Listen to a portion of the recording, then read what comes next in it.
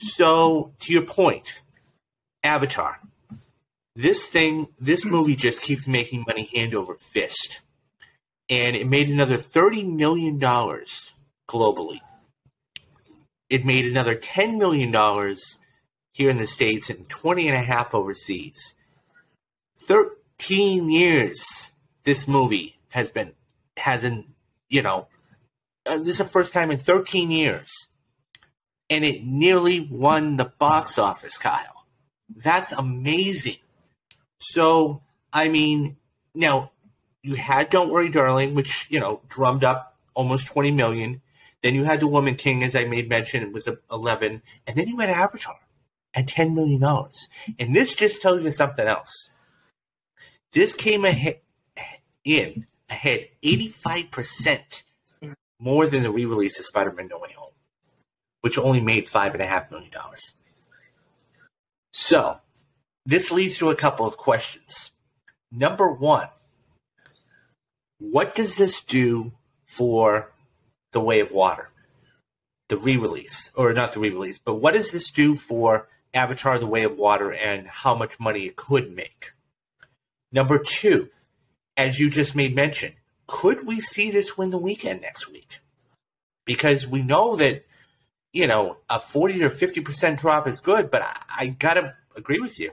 I think Don't Worry, Darling is going to drop like a rock. Okay? And, Amsterdam's not coming out until the week after that. Number three, how much money could this make worldwide in 2 weeks? So, yeah, to your point, how much, are you going to, now let me ask you this. Are you going to go see it in IMAX? Yes. Yeah, absolutely. Okay.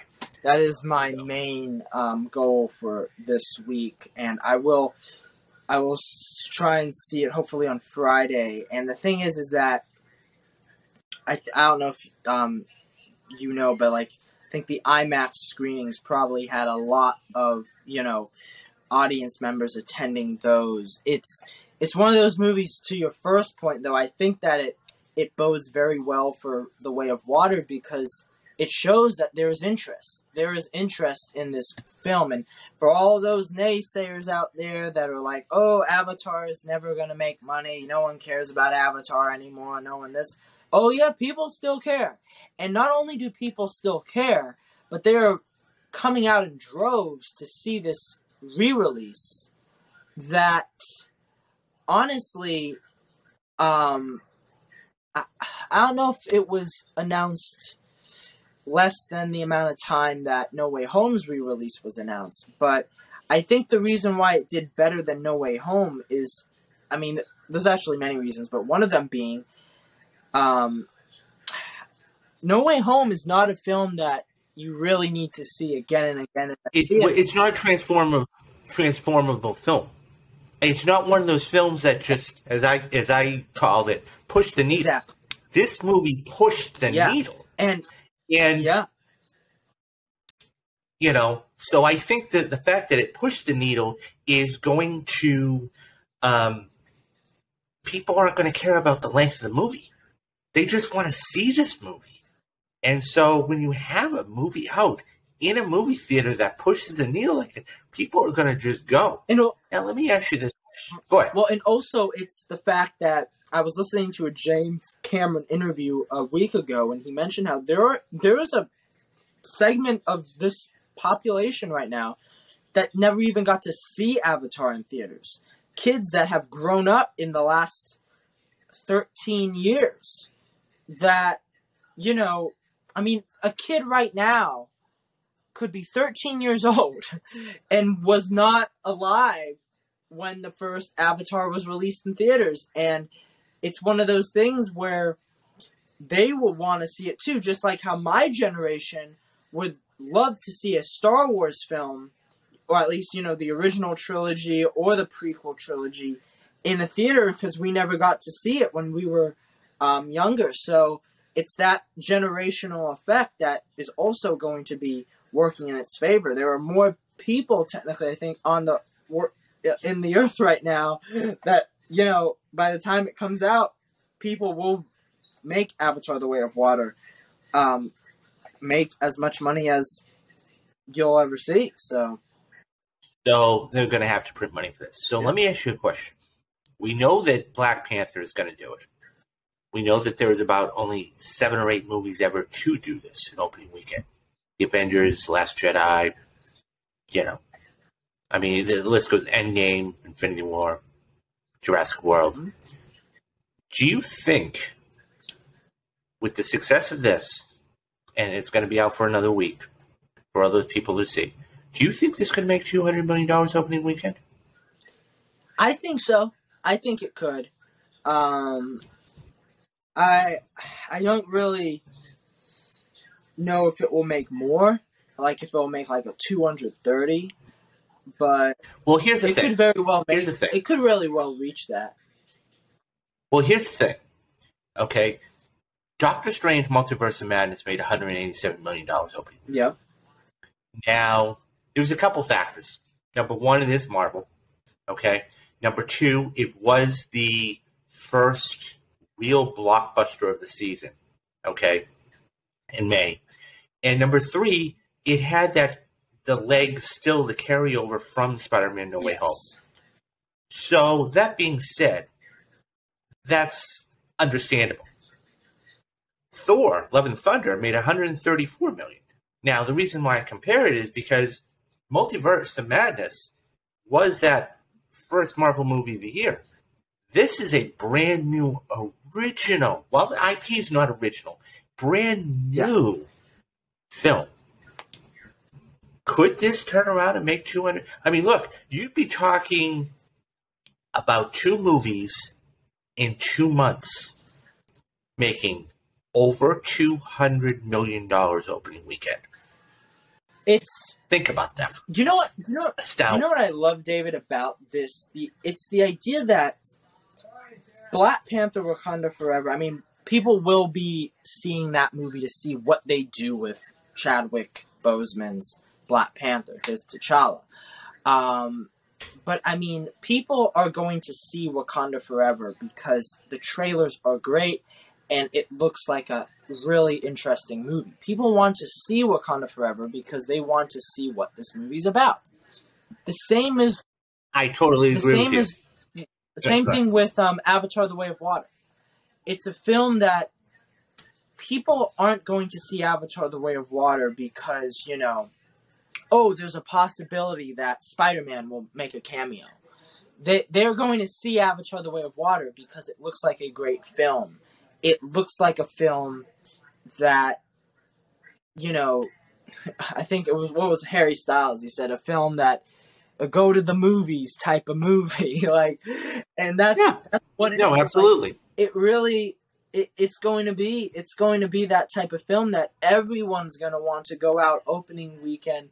And even if, the people don't go out opening weekend, they're going to probably want to go out the next weekend to see it. And that's why I'm so happy, Shazam, The Fury of the Gods, moved a couple of months away because I feel like Avatar: The Way of Water... They didn't want to get crushed. It's going to crush everything. It's going to crush everything. By the way, I got to say one thing. I'm always talking about opening weekends and everything else because that quantifies, how the film is projected to do, not only here in the States, but globally. I am not saying, and I want to be crystal clear about this, I'm not saying just because this film doesn't do this amount of money or this film doesn't get this score that it's a bad movie. I'm not saying that at all. All I'm saying is when you gauge what has been in the past, to gauge what is going to happen in the future, you have to account for all of the variables. So, for example, the fact that you had the untimely passing of a Chadwick Boseman, and Black Panther did make $200 million at the box office opening weekend. That just raises it from here to here. The fact that you had an unbelievable, get the tissues out trailer for this movie makes it from here to here. So, these are all factors and variables that are there. But I am not saying just because this didn't make this amount. Don't get me wrong. Money is a big part of it, and that's for the business side of it. We're talking about the average, casual, run-of-the-mill, Kyle and I and you guys out there, fans.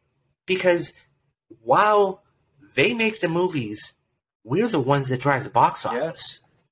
We're the ones that go and get the tickets. We're the ones that go in get the concessions.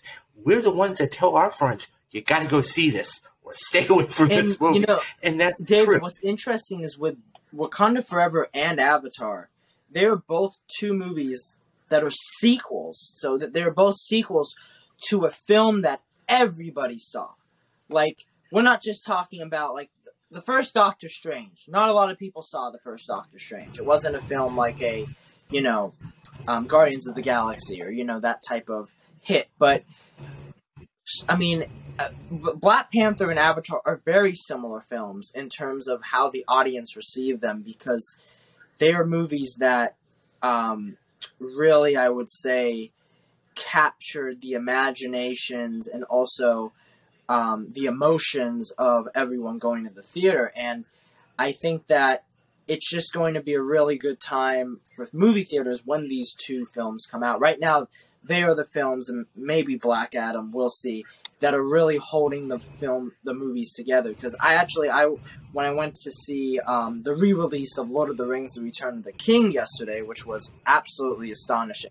4.5 hours, you 4.5 hour long extended edition. Congratulations! I'm all for Endgame, and it was 4.5 hours. Just incredible. And the thing is that when it comes to the trailers, they're showing trailers to movies that aren't coming out till next year. Shazam doesn't come out till March. It was originally going to come out in December.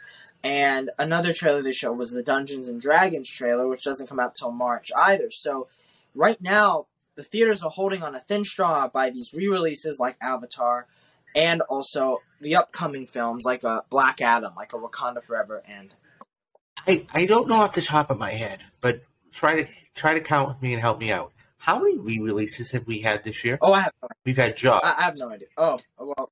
Okay, but no, so we've had Jaws. We've had Spider-Man No Way Home.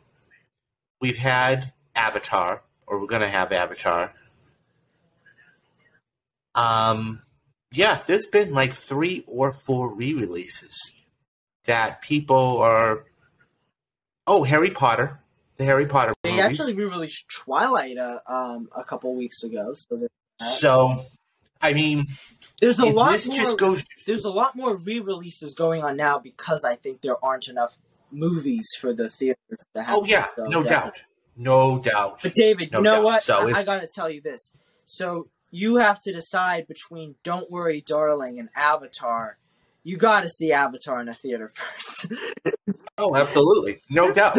I'm going to go see both of them in the theater. Yes. So that's not even the question. But guys, are you going to go see Avatar in the theaters, or have you? Or how many times have you seen it? Leave us your thoughts down in the comments and tell us how many times you've seen it.